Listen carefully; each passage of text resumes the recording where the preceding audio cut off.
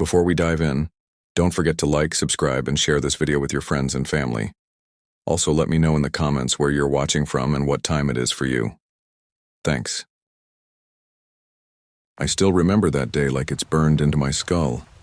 The sky over Little Rock had that strange greenish tint it gets right before a storm rolls in, the air thick and still like it was holding its breath. I was finishing up a long day at the site on 17th and Main, a new strip mall project that had been dragging for weeks because of weather delays. I worked as a concrete finisher, been doing it most of my adult life. It's not glamorous, but it pays the bills usually. I'd been with the same crew for about 9 years, give or take. The kind of guys who drink coffee from gas station cups, curse out the rain, and talk about football or their bad backs. But out of everyone I'd worked with, there was one guy who stuck, Travis Cole. Now, Travis wasn't the kind of man you forget easily. Tall, wiry, hair always slicked back like he just came from a job interview, even though he wore the same faded jeans and scuffed boots every damn day. He talked a little too fast, laughed a little too hard, and had this unshakable obsession with Chick-fil-A. I'm talking breakfast, lunch, dinner, every single day. He even had a Chick-fil-A keychain that he'd twirl around when he talked, said it brought him luck. At first, it was just a quirk, something the guys joked about. "Hey Trav, you getting your fix again?" Someone would holler as we packed up for lunch. He'd grin and say, "You already know, brother, can't build America on an empty stomach." But after a while, it started to feel off. We'd been on the same project for about 2 months, pouring foundations, when the boss, Rick, told us we'd have to stay overtime that Friday. Everyone groaned. Friday nights were sacred, but for Travis, it was like someone told him his dog died. He slammed his hammer on the slab, nearly cracked the form board. "What the hell you mean overtime?"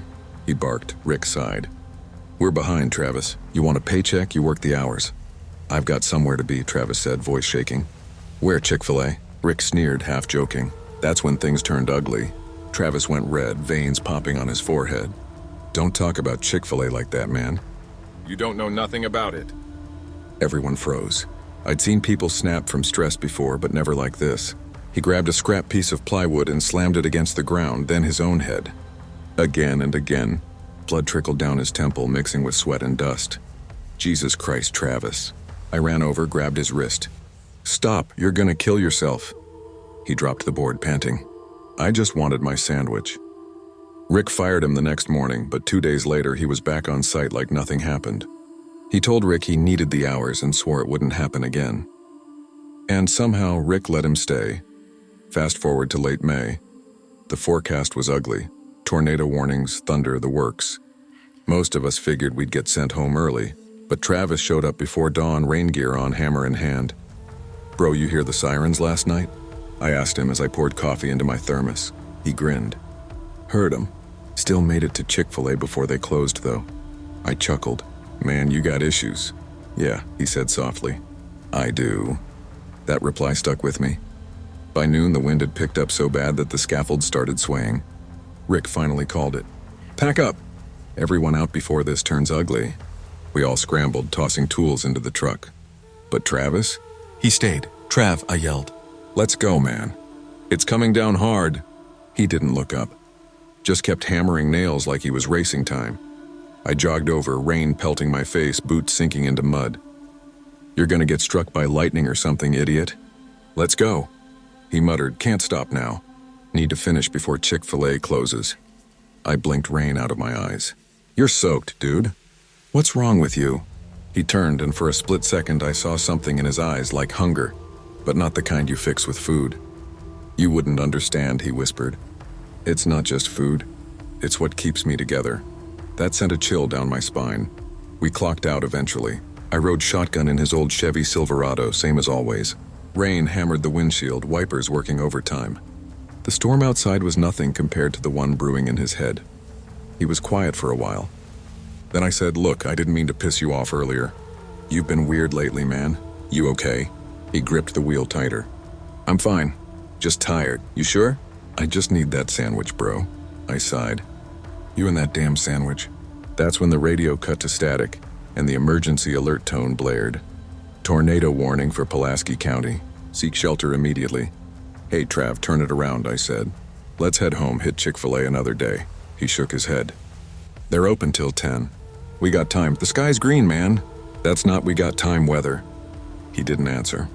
Just pressed harder on the gas. By the time we hit Channel Parkway, the wind was throwing tree branches across the road. The car rocked side to side like a toy. I looked ahead and saw the Chick-fil-A sign flickering under the storm clouds. "You've lost your damn mind," I said. He laughed, a dry, broken sound. "It's heaven on earth, man. Don't you get it? If I'm going out with that smokehouse BBQ in my hand." I reached for the wheel. "Travis, stop. Don't touch it," he shouted, slapping my hand away. "You're not taking this from me." The truck skidded on wet pavement, fishtailing. We missed a utility pole by inches before the back end swung around and slammed into a curb. The airbags didn't go off, thank God. I grabbed the handle and jumped out, slipping on the asphalt. A sound roared behind us, like a freight train, only deeper. I turned around and saw it. The funnel, wide, black, writhing across the skyline like a living thing. "Travis," I yelled. "Run!" He stared, drenched, eyes wide but glassy. "No, I'm almost there." He sprinted toward the Chick-fil-A. I had no choice but to follow, because behind us the world was being ripped apart. The drive-thru lane was jammed with abandoned cars, doors flung open. People were screaming, sprinting for cover. The wind tore off a traffic light, sent it crashing into a nearby Taco Bell. I pushed through the glass doors just as the power went out. Red emergency lights flickered, casting the dining room in hellish flashes. Employees huddled under counters. Someone shouted, "Basement! Go to the basement!" I turned to look for Travis. He wasn't there. Then I heard the crash of metal from the kitchen. He'd crawled through the drive-thru window. "Travis!" I screamed over the howling wind. "Get down here!" He was behind the counter, dripping, clutching a paper bag like it was holy scripture. "I got it!" he shouted, laughing through tears. "I finally got it!" The manager, a teenage girl, yelled, "Sir, we have to get downstairs!" He tore open the bag, took out the sandwich, and said, "I told you, nothing stops Chick-fil-A." That's when the tornado hit. The front windows exploded inward. A blast of air hurled chairs across the dining area. I ducked behind a support beam covering my face. Someone screamed. The roof groaned like it was about to fold in half. I crawled toward the stairwell, glass cutting my hands. "Travis, come on!" He didn't move. He just stood there, sandwich in hand, smiling like he'd found God. The ceiling came down on him. When I woke up, everything was still. I was pinned under drywall, coughing dust. The restaurant was gone, just a skeleton of beams and rubble. Rain poured through what used to be the roof. I crawled out, blood dripping down my arm. Outside, the world looked like a bomb site. Power lines down, cars upside down, trees stripped bare. The air smelled like dirt and gasoline. Paramedics arrived hours later. I sat on the curb, wrapped in a blanket, watching them pull bodies from the wreckage. They found Travis's truck 2 blocks away, torn to pieces. The driver's seat was empty. His body turned up the next day, half a mile from the site in a cornfield. His hands were still gripping a Chick-fil-A bag. They said his neck was broken. It's been 6 years since then. I still can't pass a Chick-fil-A without thinking about him. I'll order the same thing he used to, smokehouse BBQ bacon sandwich, just to remind myself he was real. Sometimes late at night when thunder rattles the windows, I swear I hear his laugh outside. Like the storm's carrying it back to me. Maybe that's his heaven now. A never-ending drive-thru in the sky where the line never moves and the sandwiches are always hot.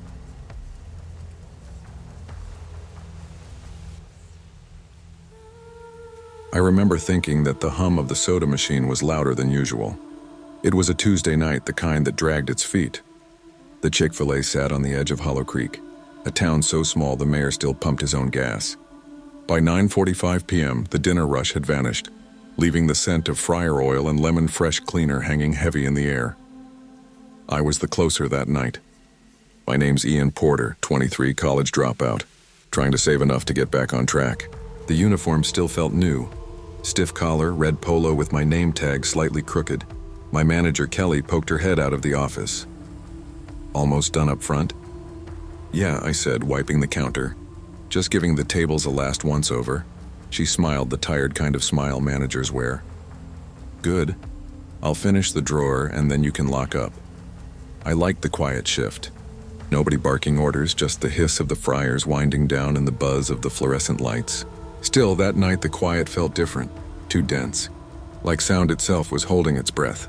Outside, the parking lot was empty except for my silver Corolla and the delivery truck parked behind the dumpster. The clock above the register clicked to 10. I texted my girlfriend Lana. Slow night. Counting the minutes. She sent back a string of yawning emojis. Don't fall asleep on your feet. I smiled, pocketed the phone, and went back to mopping. Halfway across the dining area, the lights flickered once, twice, then steadied. The hum of the ceiling vents dipped low like the whole building sighed. I called toward the kitchen. Hey, Kelly. Power blip? No answer. I set the mop against the wall and headed for the back. The office light glowed under the door. Kelly? Silence. I knocked once more before pushing the door open. The room was empty, drawer open, bills half counted. The little radio she always played was off. Probably in the freezer, I muttered and turned back toward the kitchen. That was when the soda machine hissed, long and uneven, as if someone pressed the lever and held it. Hello? I stepped into the dining area. Nobody there. The machine dripped onto the tile. I shut it off and laughed under my breath. Probably air in the line. The laughter didn't sound right in the empty room. In the kitchen, I could see my breath. Air conditioning still blasting even though it was October. I grabbed a rag and went to check the freezer. Sometimes condensation froze the latch. The steel door loomed at the back like the entrance to another world. Kelly, you in there? No reply. I tugged the handle. It creaked open. Cold mist rolled out. Shelves of chicken and fries stretched into the gloom. The motion light flicked on, buzzing overhead. Kelly. Nothing. I took one step inside. My shoe squeaked on the frosted floor. The door drifted halfway shut behind me before I caught it. A faint smell, sweet and metallic like old pennies, hung in the air. Something dripped from the top shelf. I raised my phone light. A bag of chicken had torn, thawing slowly. Relief made me laugh again. You're losing it, Ian. I turned to leave and stopped. Through the thin frost on the inner door window, a shape moved past, tall, too tall to be Kelly. The handle jerked once, hard like someone testing it from outside. Then stillness. Hey, Kelly, that's not funny.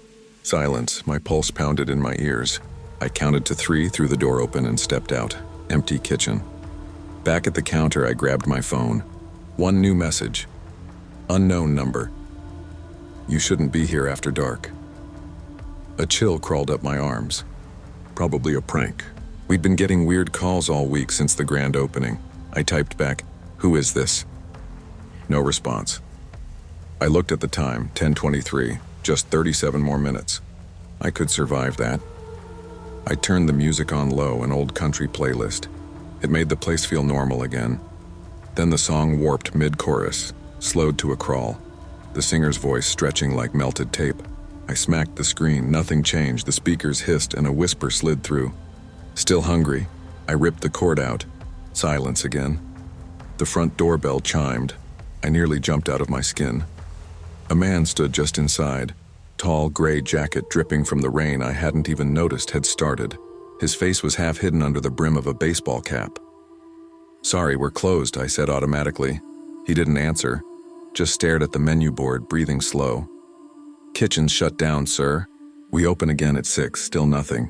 I took a step closer. "You okay?" He lifted his head. His eyes were pale, so pale they seemed to reflect the overhead light. "I used to work here," he said softly. My stomach tightened. We just opened 3 months ago." He tilted his head. "Before that? Same ground, different name." A draft swept through as the lights flickered again. I blinked, and he was gone, just gone. The bell hadn't rung. The door hadn't opened. My reflection stared back at me from the glass. Alone. The next morning I didn't mention it to Kelly. She joked I needed sleep. But that night at home I looked it up. Hollow Creek property records. Turns out the Chick-fil-A sat on what used to be Marrow's Diner. Closed in 1998 after a grease fire. 2 workers had died trapped in the walk-in freezer. I stared at the screen until the text blurred. I told myself coincidence. Old wiring, bad imagination, maybe exhaustion. Yet when I went back the next night, someone had written in the frost of the freezer door, "Still here." Nights blurred together, lights flickering, whispers just under the hum of the vents. Once I heard footsteps pacing the dining room. Soft rubber squeaks on tile. Lana begged me to quit. "You're jumpy all the time. Ian, you keep checking the windows." "I just need the paycheck," I said. But it wasn't about money anymore. I needed to know. So one Friday I stayed late, past closing, all lights off except the fryer glow. I sat on a stool by the counter with my phone recording. At 11:14 p.m., the soda machine hissed again. Then a voice, a man's hoarse, helped me. I stood, heart slamming. "Who's there?" From the kitchen, a low creak like metal expanding. I followed the sound. The freezer door hung open, mist pouring out. Inside, the air was colder than usual, breath-stealing. Frost covered every surface. In the middle of the floor, faint footprints led to the back wall. They ended where the metal met the concrete. I pressed my palm against it. The metal pulsed once, warm, then a whisper right behind me. "Feed them." I spun around. Empty. When I looked back at the wall, the frost had formed words. "Open." I bolted out, slammed the door, and didn't stop running until I was outside, gasping in the parking lot. 2 days later, the regional maintenance team came. They drained the floor vents, checked the wiring, shrugged. "Everything's clean," they said. But when they removed a section of the old tile, they found something. A piece of burnt metal. Looked like a name tag fused to ash. The letters barely visible. Marrow, the same name from the diner. Kelly laughed nervously. "Souvenir," she said, pocketing it. That night, she didn't come back from her smoke break. They found her car still running by the dumpster. Driver's door open, radio playing static. Corporate shut the store for maintenance issues. They sent us to other branches. I quit. Moved 3 towns over. Got a job at a hardware store. But the smell of fryer oil never really leaves your clothes. Sometimes when the lights flicker above aisle 7, I catch a reflection in the freezer door, a tall figure in a gray jacket watching. Last week, a friend from Hollow Creek texted me a photo. New Chick-fil-A opening where the old one stood. In the background, balloons, ribbon-cutting, smiling manager, and behind the window glass, something tall, pale eyes glowing like frost.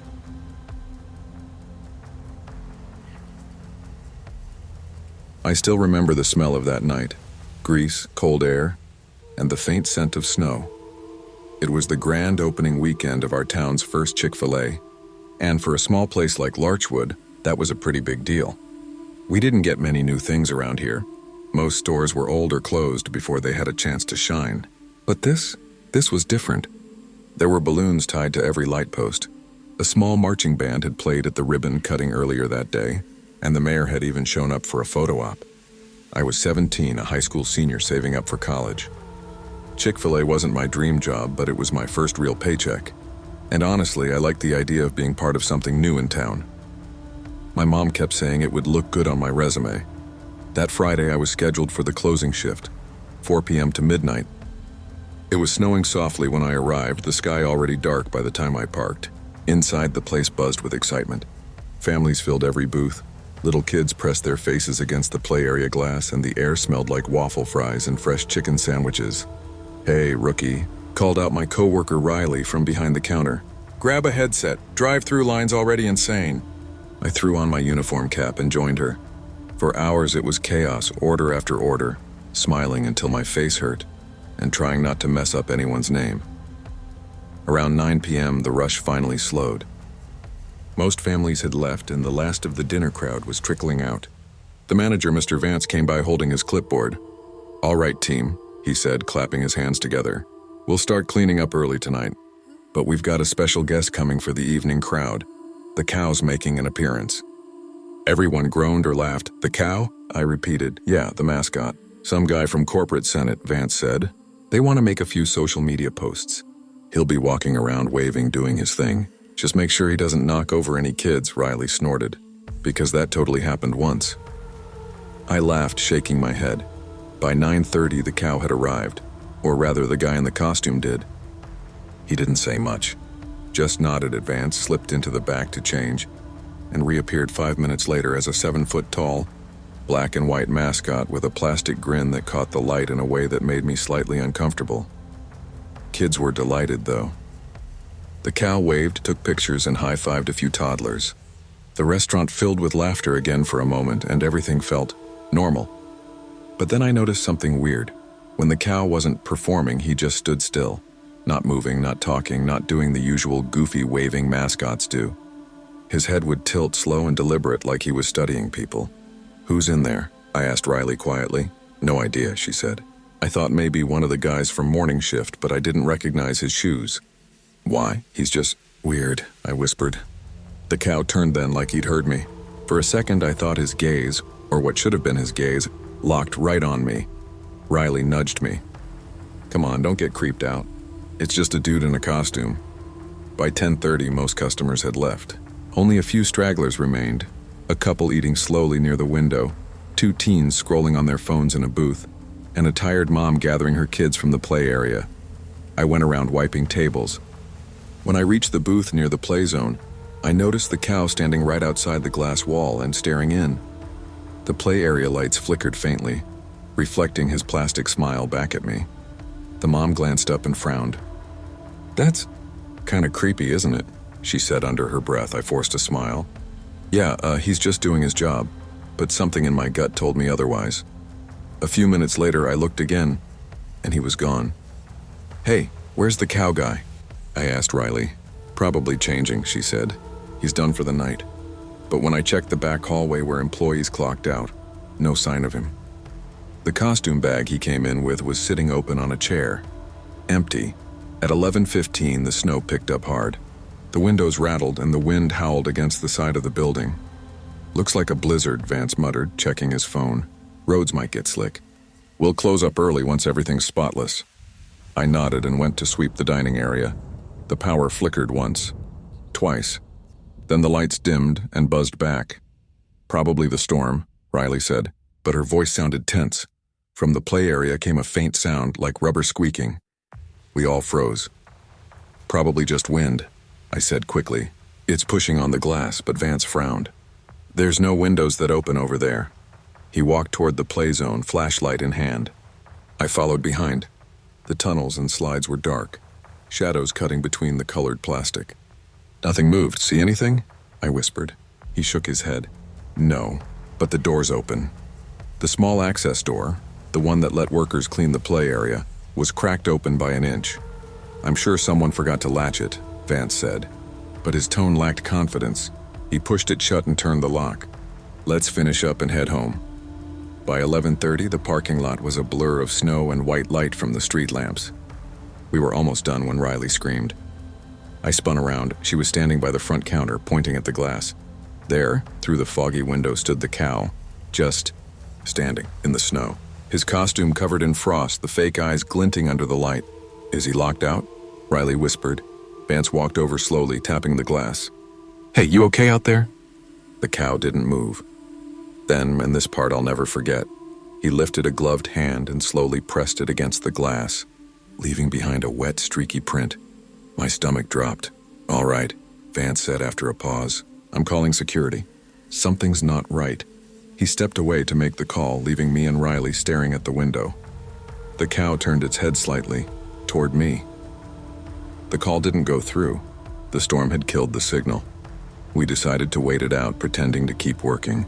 But then came another sound. A faint metallic clink from the back hallway. "Could be the back door," Riley said, her voice barely above a whisper. We crept toward it, flashlights cutting through the dim glow.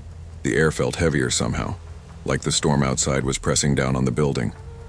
The back door was shut, but the keypad light was blinking red, like someone had tried to enter a code. Vance frowned. "All right, everyone up front. Nobody go alone." We gathered near the counter, listening. The only sound was the hum of the freezers. Then faintly we heard it again, a low rhythmic thud. "Thud, thud," coming from the roof. Vance cursed under his breath. "It's just ice falling off." But I didn't believe him. Riley leaned close to me. "He's still out there, isn't he?" I nodded. "Yeah." Midnight came and went. The storm showed no sign of stopping, and we couldn't leave yet. Roads were closed. The police scanner app said a truck had jackknifed near the intersection, so we waited. Around 12:40, I glanced back toward the front. The cow was gone. The window where he'd been standing was empty now, just streaked with melted snow. He left, Riley said, exhaling. Vance shook his head. No footprints. What? Look, he said, shining his flashlight outside. The snow was smooth, untouched. No tracks anywhere near the window. A chill ran through me that had nothing to do with the storm. At 1 a.m., the lights flickered again and the radio behind the counter came to life. Crackling static. Then, through the static came a voice. Not clear, not loud, just a faint murmur like someone whispering through water. Riley turned it off. Okay, that's enough. I'm done. Vance tried to calm her. It's probably interference, relax. But when he turned to check the security monitors, the feed for the kitchen camera glitched, then showed something moving. A tall, dark shape. Standing perfectly still in the back hall, my heart dropped. I thought you said the back door was locked, I whispered. It is, Vance said. The shape tilted its head, and the feed cut to static. We stayed huddled together by the counter until dawn. None of us slept. Every now and then, we thought we heard footsteps, a faint dragging, somewhere in the back. But by morning, when the snow stopped and the first light hit the parking lot, everything was quiet again. When the day shift employees arrived, the place looked normal, spotless, calm, ordinary. Except for one thing. The cow costume was gone. The bag it came in was still there, zipped up neatly, but inside, only the tag. No suit. Police came later that day, checked the security footage, but the section from 10:30 p.m. to 1 a.m. was corrupted. Static. That was 3 years ago. The restaurant's still open. People love it. No one talks about that night anymore except maybe me and Riley. She still works there. Somehow, Mr. Vance moved out of town. Sometimes, when I drive by late at night, I see something in the reflection of the window. Tall, still, white and black. I tell myself it's just my imagination, but part of me knows better. The last thing I remember from that night wasn't the cold or the fear. It was the faint smell of wet fabric, like something that had been standing in the snow too long. And every time it snows in Larchwood now, the restaurant lights flicker. Just once. Like a reminder. Or a wave.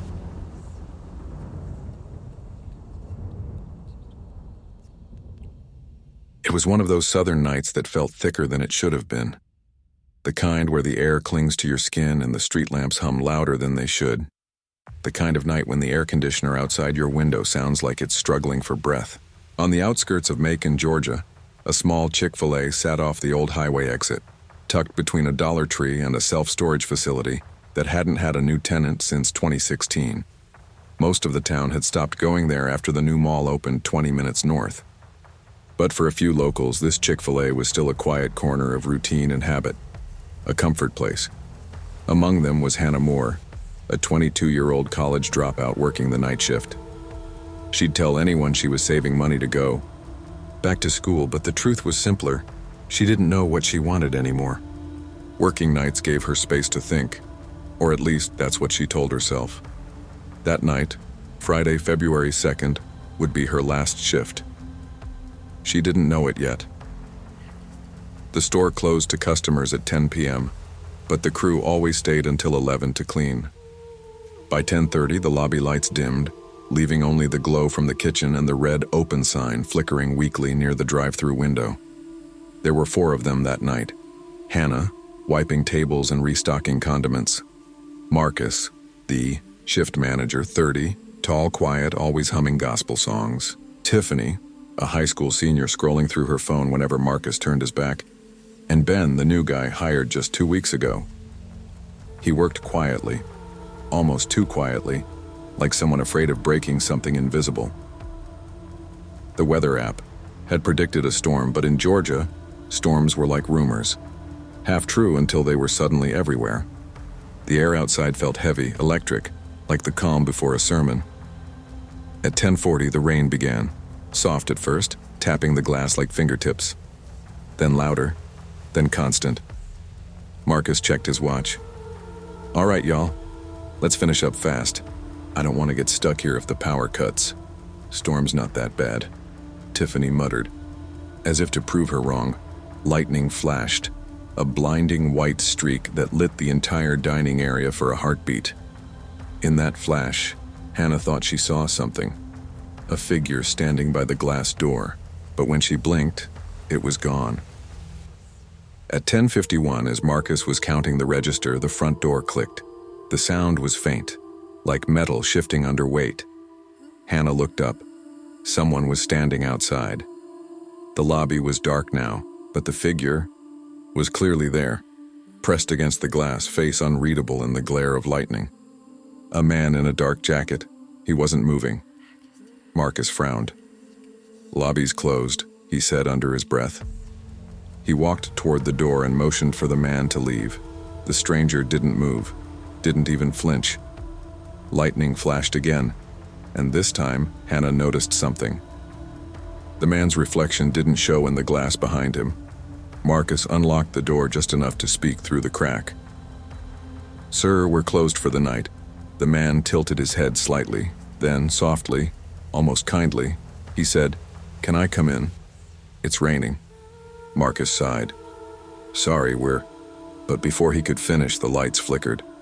The fryer hissed. The air conditioner clicked off. And then, darkness. A low hum filled the silence. Not thunder, something else, like feedback from a broken speaker. When the lights came back a second later, the man was gone. Marcus cursed quietly and pulled out his phone. "Breaker tripped again," he said. "Ben, check the back room. That panel always sticks." Ben nodded and disappeared through the swinging door toward the storage hall. 5 minutes passed, then 10. No sign of Ben. "Ben?" Hannah called. No answer. Marcus groaned and went after him.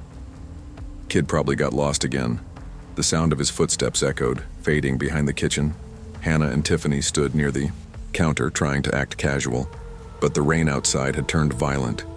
Sheets of water slapping against the windows, thunder rolling closer each time.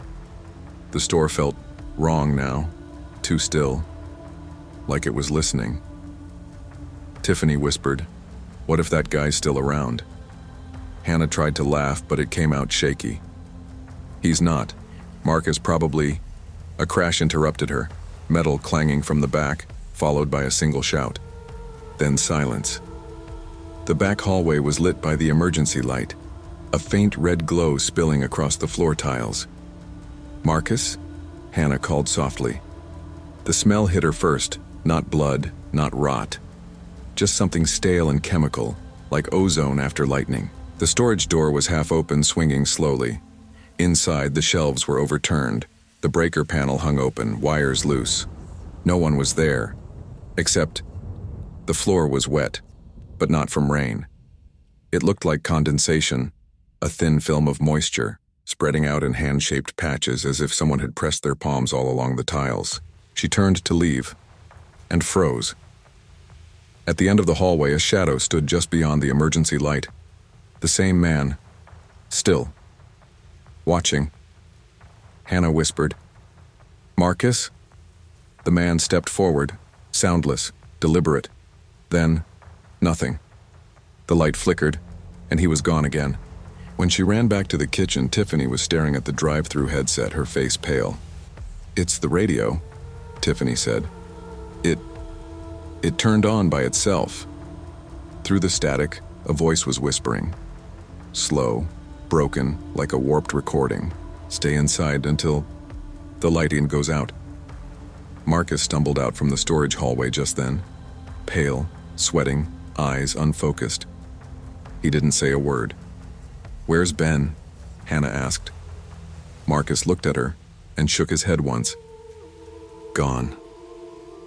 By 11:15, the rain had stopped, but the world outside was pitch black. No streetlights, no cars, just the Chick-fil-A, its red logo flickering like a warning beacon. Marcus locked every door. Nobody leaves until morning. The power stayed on just enough to keep the front sign lit. Hannah couldn't stop watching it through the glass. The faint buzz, the flicker of red light, the way it seemed to pulse in rhythm with her heartbeat. Tiffany sat in the corner, muttering to herself. "It's like we're inside a fish tank." At 11:28, the light flickered again, once, twice, three times. Then something appeared outside the window. Not the man. Not exactly. It looked like him, same outline. But there were two of them now. Then four. Each time the light blinked, more figures appeared, and standing just outside the glow, motionless, faces hidden by the rain. Marcus whispered, "Don't move. Don't go near the glass." The knocking began softly, then louder, then all around them. Bang, bang, bang, from the front glass, from the side door, from the kitchen entrance. Marcus grabbed the broom handle like a weapon. Tiffany began crying quietly. Hannah stood frozen by the counter, her heart pounding in her ears. Through the storm outside, the figures didn't break the glass. They just kept knocking, in rhythm, like they were waiting for something. Then, the drive-thru headset came alive again. "You forgot someone." Marcus ripped it off and threw it on the floor. At that exact moment, the front door clicked open. Ben stood there, soaking wet, shivering, eyes blank. "Ben!" Hannah ran to him. "Where were you?" He looked past her. "They said I could come back if I brought the light." "What?" she whispered. He raised his hand, and in it, he held something small and glowing. A Chick-fil-A name badge. Marcus's. Before anyone could react, the power cut out again. Everything black, except the faint glow from that badge. When the emergency lights came back, Ben was gone, and Marcus's badge was lying on the counter, still glowing. They never found Marcus. Or Ben. The police came at dawn, found the restaurant locked from the inside. Hannah and Tiffany were in shock, barely coherent. The officers said there'd been no power outage that night, no storm warnings, no footprints outside the glass. They checked the security cameras. Nothing but static between 10:45 and 11:30 p.m. And yet at 11:31, the footage returned, showing the dining area empty, except for one table light flickering on by itself. The bulb glowed red for a full minute before fading out completely. 3 weeks later, the Chick-fil-A reopened. New staff, new paint, new manager. Hannah never came back. She moved north to live with her aunt in Tennessee. She didn't talk about that night. Not once. But sometimes, late at night, when she'd drive past a Chick-fil-A sign glowing red in the dark, she'd swear she could see them. Faint silhouettes reflected in the glass.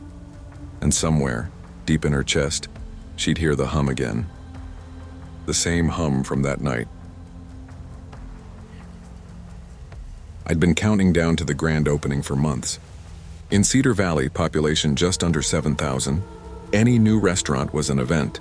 But the new Chick-fil-A felt like a symbol of how far our sleepy town had come. My name's Ivy Holler, 22, born and raised here. College hadn't worked out. I'd come home broke and unsure. So when I heard Chick-fil-A was hiring for their first location in the valley, I jumped at the chance. My mom called it temporary. I called it a lifeline.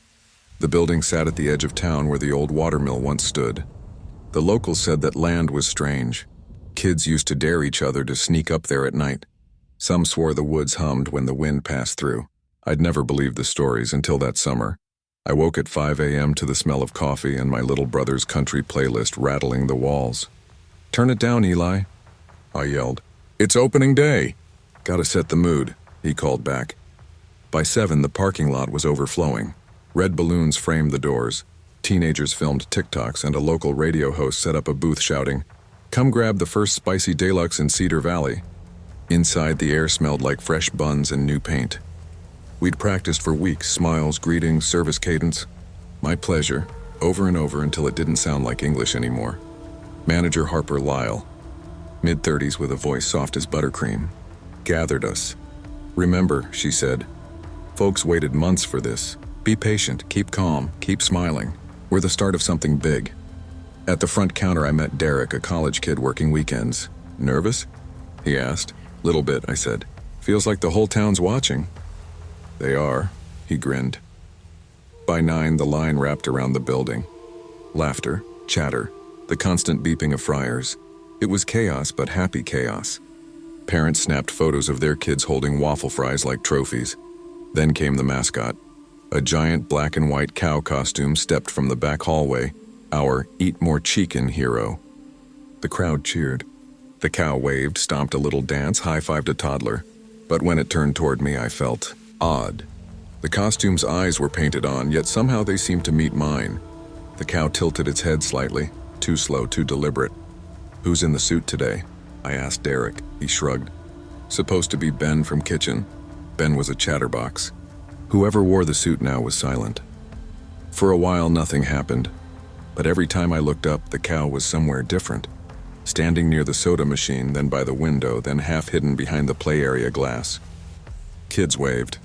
It didn't wave back. Around 1 p.m., a weird hum filled the restaurant. Not mechanical, not music, something low like air moving through a pipe. The lights flickered.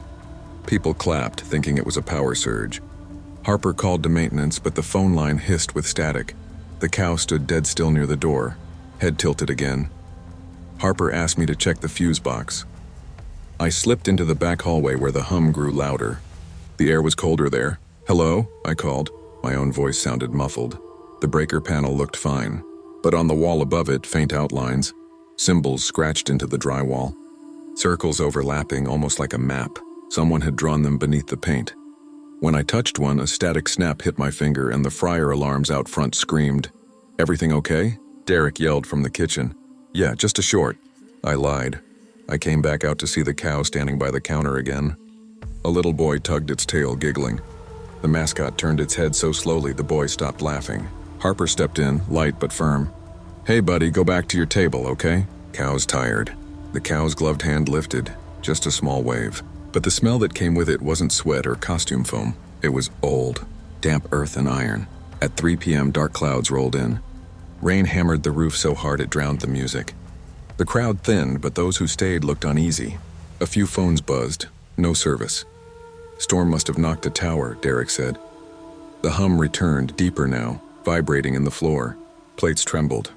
Drinks rippled. Harper whispered into her headset. "Power off the fryers. Don't panic, anyone."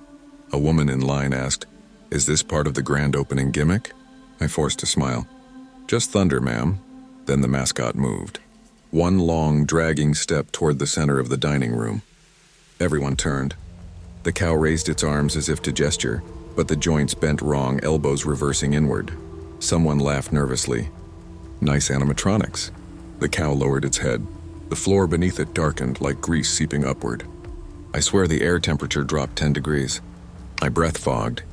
Eli once told me the old mill land had flooded a century ago. Workers trapped inside, bodies never recovered. Locals said the owner buried the site and sold it cheap. Bad ground, my grandma called it. Doesn't forget. Now I remembered that as I watched a puddle of black water spread from the cow's feet, pooling under the tables. The smell of metal filled my nose. "Harper," I whispered, "we need to get people out." She nodded, grabbed the mic. "Folks, due to the storm, we're going to close early. Please head to your cars carefully." But the doors wouldn't open. The electronic locks blinked red. Panic fluttered through the crowd like birds hitting glass. Why won't it open? "Call 911. No signal." Harper tried the side exit, stuck. The cow stood motionless near the counter again. "Whoever's in there, cut it out." Derek shouted, no response. The cow's head tilted. First one side, then the other, faster each time until it was shaking violently. The hum rose to a wail. Lights burst overhead. I grabbed Derek's sleeve. "Back room now." We herded a handful of customers into the kitchen. Grease hissed. The smell of burning oil stung my throat. I slammed the door, heart pounding. "What's happening?" a teen girl asked. "I don't know," I said. "Maybe lightning hit the circuits." But deep down I knew it wasn't lightning. We took refuge in the walk-in freezer, the only solid metal door. Cold air burned my lungs. Derek wrapped his arm around the shivering girl. Harper counted heads, 8 of us. Then we heard footsteps, slow, deliberate. The handle rattled once, twice. A heavy thud. Someone whispered a prayer. I leaned against the wall, listening. The humming wasn't outside anymore. It was under the floor, pulsing through the tiles. I could feel it vibrate in my teeth. Then, a voice, low, distorted, like a recording played backward. "Feed them what was fed to me." Harper clutched my hand. "Did you hear that?" "I think so." Another thud. Then silence. After what felt like hours, the freezer light flickered and died. We were left with the emergency red bulb, everything tinted like blood. Derek muttered, "We can't just sit here." "Wait for it to pass," Harper said. "Wait for what? That thing?" I stepped forward. "I'll check." I pushed the door open an inch. The restaurant beyond was dark except for the neon glow of the soda machine. Tables overturned. Balloons floating near the ceiling fans. No cow. We crept out. The hum had softened to a faint buzz like an electrical line far away. Rain still pounded the roof. "Front doors," I whispered. When we reached the lobby, the puddles were gone, only dry floor. But the smell lingered. Earth, iron, old water. Behind the supply closet, a vent cover hung loose. A draft came through cold and damp. "Never seen that before," Derek said. "Blueprint didn't show a basement," Harper murmured. I knelt, shining my phone light inside. A ladder descended into darkness. My gut said don't, but curiosity overrode fear. "I'm going," I said. "No, Ivy, I just want to see what's under us." The metal rungs were slick. At the bottom, my light found stone walls, old like from another century. Wooden beams rotted and carved with the same circular marks I'd seen near the fuse box. A whisper echoed, "Still hungry." I stumbled back. Heart hammering, climbed the ladder 2 steps at a time. "There's something down there," I gasped. "Old tunnels, maybe the mill foundation?" Before anyone replied, the floor trembled. Tiles cracked. From the kitchen came a wet, tearing sound. Out of the shadows stepped the cow. Only it wasn't walking right. Its legs moved like jointed sticks. The head sagged, jaw unhinged. Beneath the costume fabric, shapes shifted, pressing against the seams like hands reaching outward. Derek froze. "Oh God." The thing spoke, the voice wet and layered, echoing from several throats at once. "Built on the bones."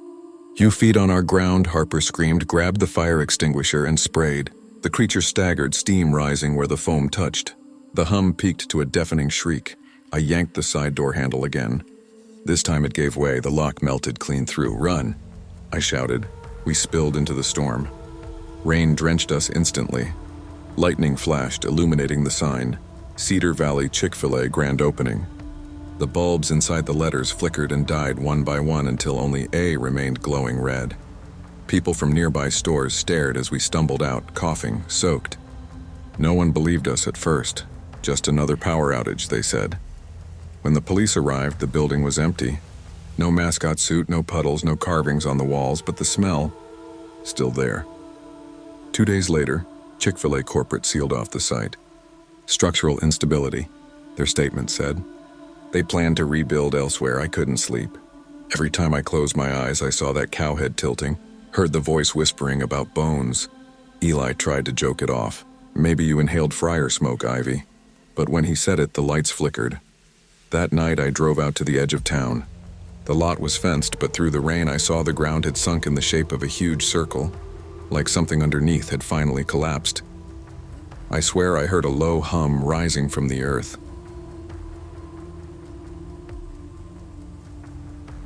They built a park over the site. Families picnic there now, pretending nothing happened. But I work at a diner down the highway, and sometimes delivery trucks pass with that same red and white logo. Every time I catch the faint smell of chicken and bleach, my stomach turns. Last week, a new franchise opened 30 miles north. On social media, the photos looked perfect: balloons, crowds, mascot dancing. Then I zoomed in on one picture. The cow's eyes, painted black, had tiny cracks running through them like something pressing to get out. I don't tell people what happened. They wouldn't believe me anyway. The official story says electrical failure, mass hysteria. But sometimes late at night, when the wind moves through Cedar Valley just right, you can hear that hum again deep under the ground, vibrating through the hills. It doesn't forget, and neither do I. I'd been counting down to the grand opening of Sunrise Chick-fil-A for weeks. In a small Georgia town like ours, even a new stoplight was something folks talked about at the diner for months. A Chick-fil-A? That was huge. When I got the job, it felt like a new beginning. After my mom's passing last year, I'd spent too many mornings just staring at the ceiling, wondering what came next. The manager, Mr. Reddington, told me during my interview, "You've got a good smile, son. People notice that." So I practiced smiling again, for the first time in months.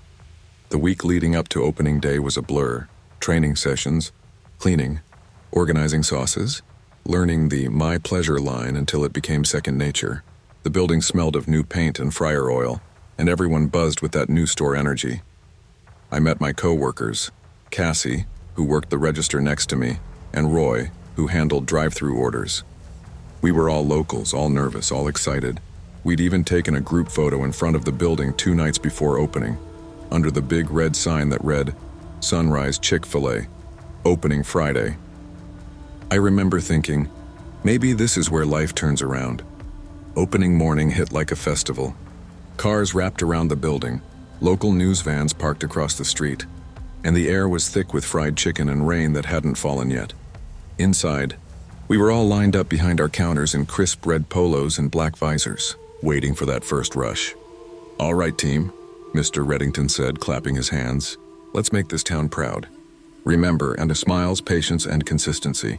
That's how we do it." At exactly 10 a.m., he unlocked the doors and the crowd poured in. Families, church groups, kids still in their school uniforms. Everyone wanted a taste of the new place. It felt good. I handed out meals, said "my pleasure" so many times it became automatic, and honestly, I felt happy.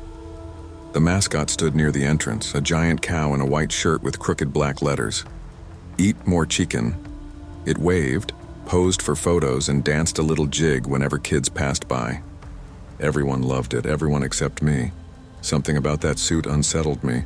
The costume's head was a little too large, its black eyes too dull. But more than that, it was the way it moved. Slow, deliberate.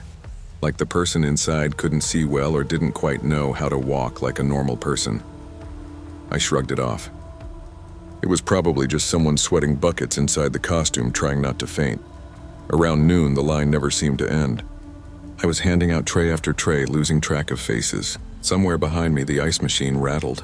The music playing through the speakers, soft pop tunes, skipped for a second, glitching like a scratched CD. "Music's acting weird again," Cassie muttered, balancing lemonade cups on her tray. Then something small but strange happened. The mascot stood by the play area, motionless. A little girl tugged at its hand, asking for a high five. It didn't react. Her mom laughed awkwardly and gently pulled her away. The cow didn't move for a full minute, just stood there with its head slightly tilted toward the counter, toward me. When I looked back again, it was gone. I scanned the restaurant, no sign of it. Then, over the headset, I heard Roy's voice from the drive-thru. Who's in the back hallway?" Someone in the cow suit just walked by, real slow. "Probably heading to the break room," Cassie said. "No," Roy replied, quieter. He stopped and just stood outside the freezer door, like, facing the wall. We all laughed nervously, but no one made a move to check. We were too busy. By early afternoon, the restaurant was packed again. The air conditioning struggled to keep up with the crowd, and condensation ran down the windows. I could feel sweat pooling under my collar. When I went to grab more sauce packets from the storage area, I noticed something odd. The door to the walk-in freezer was cracked open, just a sliver. Cold mist drifted out into the hallway. "Hey," I called out. "You left the freezer open." No reply. I pushed it shut, and that's when I noticed something on the floor. Muddy boot prints. Big ones, spaced unevenly like whoever left them was dragging one foot. When I returned to the counter, Cassie looked pale. "Did you see who's in the mascot suit?" she asked quietly. "Thought it was Mitch from corporate," I said. "Mitch went home 2 hours ago," she whispered. That gave me a chill. We both looked toward the front windows. The cow was back again, standing perfectly still near the door, staring out at the parking lot like it was waiting for someone. By 2 p.m., the energy inside had shifted. Customers were still smiling, but the staff had gone quiet between orders. Even Mr. Reddington's cheerful tone had dimmed. Something about the air felt heavy, like static before a storm. The overhead lights flickered for a second, and half the store let out a nervous laugh. Then came the noise. A low hum, maybe from the air vents, maybe something else. It was deep, almost like a growl vibrating through the floor. I tried to ignore it, but Cassie leaned close and whispered, "You hear that too, right?" Before I could answer, a kid's voice rang out, "Mom, the cow's looking at me!" Everyone turned. The mascot stood in the middle of the dining room again, head tilted, not toward the child but toward the ceiling, as if listening to something we couldn't hear. Mr. Reddington walked over, half smiling. "All right, whoever's in there, take 5. You're scaring the little ones." The cow didn't move. He reached out and gently touched its arm, and the cow slowly turned its head toward him. One deliberate motion that made the entire restaurant go silent. Mr. Reddington forced a laugh. "Okay, buddy, break time's over." The mascot then lurched, toward the back hallway and disappeared through the kitchen doors. Everyone started talking again, laughing nervously, pretending it was nothing. But I saw Mr. Reddington's face. He was shaken. 15 minutes later, I went to restock napkins. The back hallway was dim, fluorescent lights flickering overhead. The air smelled faintly of bleach and fryer oil. I turned the corner and froze. The freezer door was open again. And this time the lights inside were off. A figure stood inside the dark space, and tall, broad, unmoving. The cow. "Hey," I said softly. "You're not supposed to be back here alone." No answer. The silence was so thick I could hear the hum of the refrigerator compressor behind me. I stepped closer, maybe 2 feet away now, my hand half raised. "You okay in there?" That's when the freezer door slammed shut on its own, right between us. The noise was deafening. I stumbled back, heart hammering, and grabbed the handle. It wouldn't budge. It was locked from the inside. Then came a sound. Not words, but a muffled rhythmic tapping from inside the freezer. Slow, deliberate. Tap, tap, tap. I backed away, breathing fast. The hallway suddenly felt too narrow, too still. When I returned to the counter, Cassie saw my face and said, "You look like you saw a ghost." I think someone's locked in the freezer," I said. "Who?" "The mascot," she frowned. "There's no one scheduled for the mascot this shift." Her words hit me like a slap. "What do you mean?" "I mean no one signed up to wear it after noon. Mitch left, remember?" We both looked toward the front. The cow was standing there again. Outside, clouds had rolled in. Thunder rumbled. Inside, the lights flickered again, this time longer. The hum of voices died down. People glanced at each other, uncertain. The mascot began moving. Slow, steady steps toward the counter. Cassie whispered, "He's coming over here." I felt my pulse in my throat. The cow stopped about 10 feet away. It raised a hand, that huge padded hoof, and pointed at me. Everyone turned to look at me. For a moment, no one breathed. Then the lights went out, screams erupted. Trays crashed. The emergency lights flickered dim red across the walls. In the chaos, I felt someone grab my arm. "Cassie, this way," she hissed. We ducked behind the counter as people fumbled toward the exits. I could hear chairs toppling, kids crying, the muffled confusion of dozens of voices overlapping. Somewhere closer now, the sound of that tapping again. Tap, tap, tap. Cassie clutched my wrist. "It's coming from the kitchen." We crawled along the tile floor toward the back, trying to stay low. I could see faint movement in the emergency lights, shadows bending unnaturally against the walls. In the kitchen, the freezer door stood open again, glowing faint blue from its interior lights. A mist of cold air spilled across the floor. I wanted to run. Every instinct screamed, "Don't go near it." But something made me stop. The faint sound of a voice coming from inside. "Help." It was weak, distorted, but human. Cassie squeezed my arm. "That's someone in there." "I know." We edged closer, calling out, "Hey, you okay?" The voice came again. "Cold, please." I stepped inside, my breath misting instantly. The light flickered overhead. Crates of chicken lined the walls. And then in the far corner I saw the cow suit, empty, lying crumpled on the floor. But the voice hadn't stopped. It was coming from inside the suit. I dropped to my knees, shaking, and pulled the mask toward me. Inside there was nothing but darkness and an echo, like the sound came from somewhere else entirely. I whispered, "What are you?" The voice answered, faint and layered, "You shouldn't be here." Then the freezer door slammed shut behind me. The temperature plummeted. I spun around, banging on the door. "Cassie!" Her voice came faintly through the metal. "I'm trying. It's jammed." The light flickered, then steadied. The mascot suit was gone. Instead, on the wall opposite me, words appeared, traced in frost. "This land remembers." I backed up until my shoulders hit the door. My breath came in ragged clouds. I whispered, "What do you want?" The air answered in a low groan, like the sound of ice cracking. A shape moved behind the frost, large, shifting, almost human. I felt pressure around me, the sense of being watched, surrounded. Then silence. The door suddenly gave way. Cassie yanked me out, her eyes wide. What happened in there? I couldn't speak. All I could say was, "We need to leave now." By the time we made it to the dining area, the restaurant was nearly empty. Most customers had run outside when the lights went out. The few that remained were huddled near the windows, whispering. The power flickered back on. Everything looked normal, too normal. Chairs upright, floors clean, no sign of chaos. The cow costume stood neatly propped by the door again, as if nothing had happened. Cassie said softly, "Did we imagine that?" Mr. Reddington approached us, brow furrowed. "What's going on with you two? People are saying something about voices?" Before I could explain, the speakers overhead crackled to life. But it wasn't music this time. It was breathing. Long, slow mechanical breaths filling every corner of the restaurant. Mr. Reddington turned toward the ceiling. "Who's on the system?" No one answered. The sound grew louder, closer. Then the mascot's head, which had been resting on the counter, rolled onto the floor and stopped at our feet. Inside, where the eyes should have been empty, faint light glowed from within, pulsing like a heartbeat. Cassie screamed. I grabbed her arm and we ran. We bolted out the side door into the parking lot. The sky had turned green-gray, thunder echoing in the distance. Rain began to fall in thick sheets. We didn't stop running until we reached the far side of the lot. Behind us, the restaurant's lights flickered again, then went dark.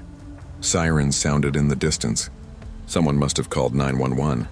Cassie sank to her knees, gasping. "What was that?" "Tell me we didn't just—" "I don't know," I said. "But I think whatever's in there isn't human." Through the rain, I glanced back. For a moment, I swore I saw the cow standing inside by the window watching us leave. But when lightning flashed, it was gone. The police arrived within minutes, lights painting the wet pavement red and blue. They questioned everyone, and staff, customers, even kids. Most people described hearing strange noises or seeing the lights flicker, but no one could explain the mascot. When officers searched the building, they found the costume, folded neatly in the freezer. No footprints, no fingerprints. No one claimed to have worn it. Later that night, Mr. Reddington told us corporate was sending an investigation team. They called it a malfunctioning security event. That's what they always call it when something unexplainable happens. A glitch, a malfunction, anything but the truth. Cassie quit the next morning. I stayed one more day to collect my paycheck. The building felt hollow without the crowd, the fryers, the laughter. When I left for the last time, I looked back once. The sun was setting behind the Chick-fil-A sign, casting long shadows across the parking lot. For a second, I thought I saw a shape, tall, black and white, standing just beyond the glass doors, watching. I blinked, and it was gone. Months later, the restaurant reopened. New staff, new management, shiny renovations. The town moved on. I didn't. Sometimes late at night, I drive past it. The lights are bright again, the parking lot full. Kids laugh inside. Everything looks normal, but every now and then, when I pull up to the drive-thru speaker just to listen, I hear static, and through the static, faint, buried deep in a voice whispers, "My pleasure." Then silence. I never stay long after that. I was 17 when I got hired at the Chick-fil-A in Peachtree Corners, Georgia. It was spring break of my senior year, and like every other broke teenager trying to save up for college, I needed the money more than anything. My mom worked double shifts at the hospital, and my dad was long gone, left when I was 10, claiming he needed to find himself. I figured that's what people say when they're just too cowardly to admit they're tired of their family. So yeah, I had my reasons to start earning early. Chick-fil-A wasn't just the only place hiring. It was also supposed to be the place everyone wanted to work. Friendly staff, Christian values, free food during shifts, the whole smile while you serve culture. It sounded easy enough. On my first day, I remember walking through those spotless glass doors. Everything smelled like fresh chicken oil and waffle fries. The manager, Mr. Dorsey, shook my hand and said, "Welcome aboard, kid. Here, we don't just serve food. We serve happiness, he smiled wide, too wide. The kind of smile that didn't quite reach his eyes, but I brushed it off. It was a job. I clocked in, put on that red polo, and started my first evening shift. By the end of my first week, I knew two things. One, the food really was amazing. Two, the be nice no matter what thing wasn't a suggestion. It was an order. At Chick-fil-A, you don't say you're welcome, you say my pleasure. It's drilled into your head so deep you start saying it at home to your friends, even when someone bumps into you in the hallway. We had this laminated sheet near the kitchen that said, "Every guest deserves a smile. Every meal deserves care. Every response, my pleasure." It sounds harmless, right? But when you're on your fifth shift in a row, dealing with rude customers, and still have to smile like your life depends on it, it starts to feel like a script you can't stop reading. The weird part was how serious Mr. Dorsey was about it. He'd patrol the floor, watching us like a hawk. If someone forgot to say my pleasure, he'd take them into the back room for a chat. Once, a girl named Lena forgot to say it to a drive-thru customer. Dorsey came out 5 minutes later with his sleeves rolled up, his voice calm but cold. "That's not who we are, Lena. We never forget the pleasure. Got it?" The next day, she quit without even collecting her paycheck. Fast forward 3 months, it was late June. Humid, sticky, thunder rolling through the sky. Most of the dinner rush had died down, and I was working with Tasha, a senior, funny as hell, and Luis, who did maintenance at night. The store closed at 10 p.m., but we usually stayed until 11 to clean. At around 9:45, the drive-thru speaker crackled to life. "You're still open, right?" The voice was deep, slow, not old but off somehow, like each word was being dragged out. I hit the button. "Yes, sir, for about 15 more minutes. What can I get started for you?" There was a long pause, just static, and then, "Number 1 combo. Extra pickles. No ice in the tea."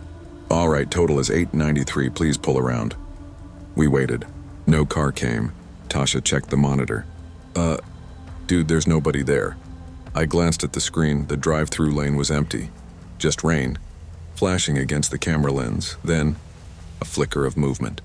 A tall figure walking through the lane on foot wearing a gray hoodie. He stopped right in front of the camera, stared into it for a few seconds, and then walked away. Luis muttered, "That's messed up, man." We laughed nervously, but something about the way that figure had stared and straight into the lens made my stomach turn. Around 10:15, while we were wiping down the counters, Luis came out from the kitchen frowning. "Hey, one of y'all been playing with the freezer light?" We both looked up. "No, why?" "It keeps flickering." "Thought maybe it's the wiring again." We followed him to the walk-in freezer. The door was cracked open, cold air spilling out like fog. Inside, the single overhead light was flickering like a dying candle. Tasha shivered. "That thing looks haunted, bro." Luis chuckled, stepping inside. "Ain't haunted, just busted." He disappeared behind the stacked boxes of chicken patties. Then silence. "Luis?" I called. No response. The light went out completely. "Hey man, quit playing," Tasha shouted. Still nothing. Then, a metallic clank followed by the unmistakable sound of something dragging against the metal racks. I grabbed my phone flashlight and stepped inside. "Luis, come on, don't..." The beam caught the far wall, empty, but on the floor, smeared across the tiles, was something dark and thick. Not quite blood, not quite grease. It trailed toward the drain. We both backed out slowly and slammed the door shut. We decided to call Mr. Dorsey, but neither of our phones had service. Tasha tried the store phone. Dead too. "What the hell?" she said. That's when the dining area lights dimmed one by one, like someone was turning the knobs slowly, and from the back of the kitchen came a sound. Low, wet breathing, Tasha whispered. "That's not Luis, is it?" Before I could answer, the drive-thru headset on the counter crackled. "You're still open, right?" The same slow voice. I ripped the headset off and threw it. Nope. The freezer door creaked open behind us. Something stepped out. It was Luis. Or at least, it looked like him. He was soaked in that same dark fluid, his head tilted slightly to the left, his mouth open too wide. His eyes were milky white like boiled eggs. He dragged one foot behind him, leaving streaks across the tile. And then he spoke, in that same deep, deliberate voice from the drive-thru speaker. "You're still open, right?" Tasha screamed. He twitched, smiled, and said it again, this time in his regular tone. cheerful, practiced. My pleasure.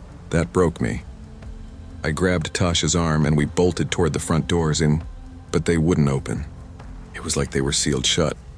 Behind us, Luis started humming the Chick-fil-A jingle, his voice wet and uneven. I remember shouting, "Mr. Dorsey, help." Even though I knew he wasn't there, the humming got closer. Tasha turned, threw a wet mop at him. It hit his shoulder. Nothing. He kept walking, repeating, "My pleasure. My pleasure.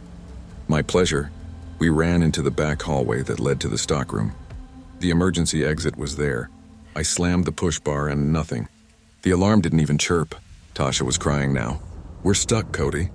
I tried breaking the glass with a broom handle, but it didn't even crack. Then the intercom came to life.